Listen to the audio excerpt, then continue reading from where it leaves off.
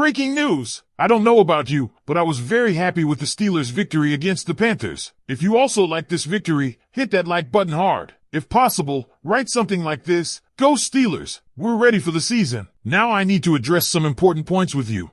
Harmon, Pittsburgh Steelers first-round pick, left the field during the very first drive of the preseason finale against the Carolina Panthers with what initially looked like a potentially devastating knee injury. It was a moment that silenced the stadium, as the young defensive anchor had to be carted off with a towel over his head, a sight no one wanted to see. For a team that's been building momentum and depth all preseason, seeing a cornerstone like Harmon go down was more than just a scare. It felt like a gut punch. But what followed later on was a wave of relief. Not only was Harmon able to return to the sideline under his own power, but Mike Tomlin confirmed after the game that it was a knee sprain, not a season-ending injury like an ACL tear. The outlook? He might miss some practice time, potentially even the season opener or a couple of games depending on the severity, but he's going to play again, and that's the headline right there. This could have been a disaster, and instead, it's a manageable speed bump. But Harmon's injury wasn't the only story of the night. The preseason finale, a 19-10 win over the Panthers, was less about the scoreboard and more about who made their case, who forced their way into the conversation for roster spots or rotational roles. One of the clearest winners? James Pierre. With a clutch interception in the red zone and some solid zone coverage play,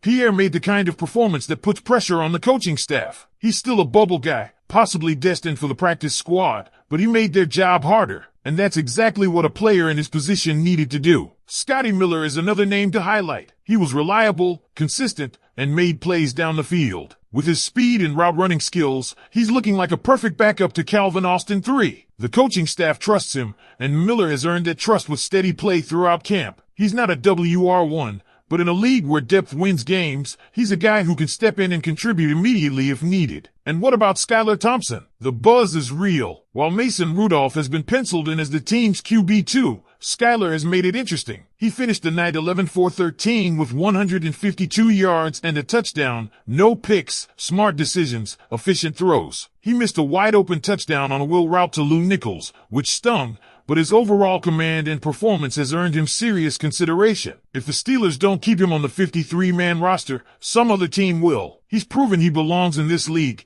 even if it's not as a starter. Another under-the-radar performer? Y.A. Black. With Harmon's injury, fans needed to see something encouraging from the depth at defensive tackle, and Black delivered. 2 sacks, a forced fumble, consistent pressure. This fifth-round pick has looked like an NFL-ready player, and if Harmon misses time, Black's ability to step up will be key. He's had an incredible camp and preseason. He's earned a rotational spot, plain and simple. Troy Fautanu has been another bright spot. 0 pressures allowed throughout the entire preseason. He's shown everything you want to see from a young offensive lineman: poise, technique, and physicality. He even stood tall against Denver's fierce pass rush last year in limited action. There's Pro Bowl potential here if he stays healthy. The Steelers' O-line is in good hands with this kid in the trenches. Lou Nichols also stood out again. Vision, cutback ability, and aggression. He got open on the aforementioned wheel route that Skylar missed, and he made the most of every touch. It's a crowded backfield, but Nichols deserves a place on the practice squad at the very least. Let's not forget Akuliota. He was all over the backfield this preseason. A rotational edge rusher who's done enough to earn a practice squad spot.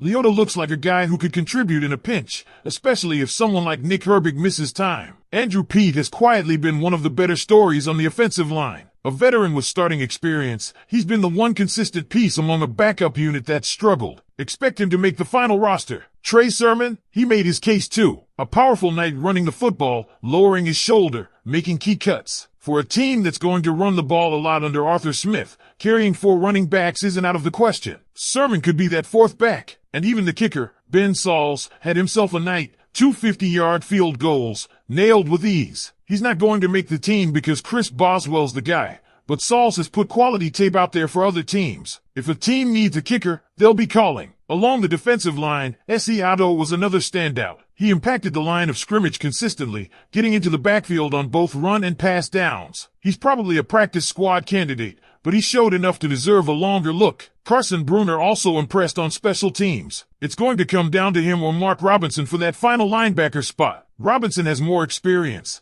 but Bruner is closing the gap fast. If he doesn't make the 53, he'll absolutely be stashed on the practice squad. But it wasn't all good news. Team discipline was a major problem. 13 penalties for over 100 yards is simply unacceptable, especially with many of those flags coming from starters. Jalen Ramsey's unnecessary roughness penalty was the kind of mistake you just can't make, especially from a veteran. And procedural stuff like false starts and holding penalties? That's got to be cleaned up before week 1 against the Jets, a road game that already feels like a tone setter for the season. Roman Wilson, who had looked like a solid WR2 candidate, didn't register a target, not even one. He played special teams, made a good block, but on a night where he could have cemented his spot, he was invisible. That's not what you want to see, especially against backups. Mason Rudolph was another letdown. Yes, he's still QB2, but he threw a pick, looked lost at times, and didn't inspire much confidence. The contrast with Skylar Thompson was glaring. Skylar played like a guy trying to make a team. Mason looked like he was just trying to survive the night. Spencer Anderson didn't help himself either. Struggled with his blocks, which only fuels speculation that the team might look outside the organization for O-line help. Maybe someone like Dalton Reisner. And the fall of Robert Woods is one of the sadder stories of camp. Once thought to be a roster lock,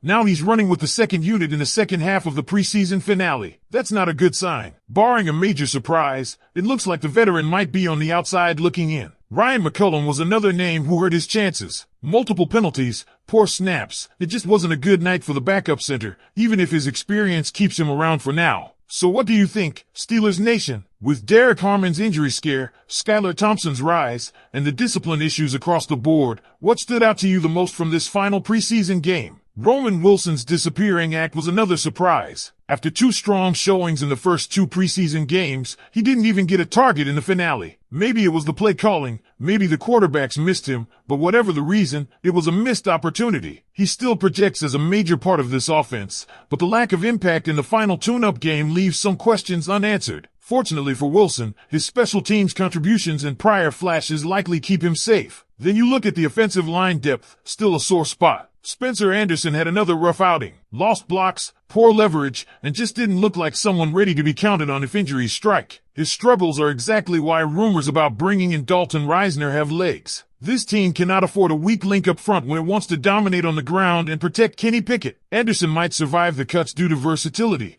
but his seat is warm, and reinforcements could be on the way. This final preseason game told us a lot. It told us who's ready, who's close, and who's on the brink. It gave us confirmation that Derek Harmon's injury isn't catastrophic. It put guys like Skylar Thompson, Y.A. Black, and Scotty Miller in the spotlight. It also exposed real concerns with discipline and depth. The regular season is coming fast, and this team still has work to do. The foundation is there, but now it's about trimming the fat, locking in the roster, and getting mentally sharp for what's going to be a tough, physical season. So if you want the inside track on all things Steelers, every winner, every cut, every comeback story, make sure you hit that like button, subscribe to the channel, and click the next video on your screen. The latest news and exclusive breakdowns, you'll only find them right here.